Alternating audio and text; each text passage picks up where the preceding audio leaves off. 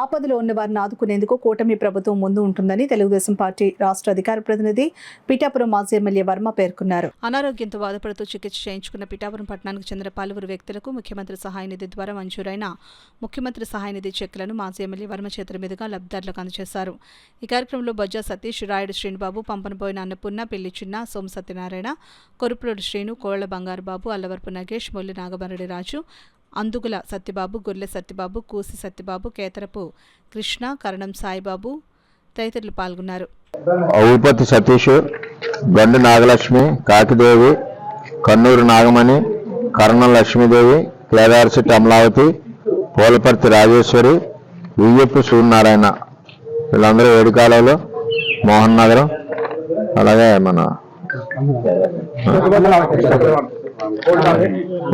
Gold market, ఇలా వివిధ ప్రాంతాల్లో ఉన్న వాళ్ళందరికీ కూడా ఈరోజు 4 లక్షల రూపాయలు ముఖ్యమంత్రి సహాయ నిధి నుంచి వివిధ ఈ యనమండూరికి ఇవ్వడం జరిగింది. గౌరవ ముఖ్యమంత్రి చంద్రబాబు నాయుడు గారు ఆయన ఏదైతే నేను ఇంటికి పెద్ద కొడుకుగా ఉంటానని మాట ఇచ్చారో, ఒకసారి ఆరోగ్యం పాడైనప్పుడు ఆ ఇంట్లో ఆర్థిక ఇబ్బందులు ఉంటాయి కాబట్టి వారందరికీ సహాయ సహకారాలు అందించే విధంగా ఈరోజు 4 లక్షల రూపాయలు ఇవ్వడం జరిగింది.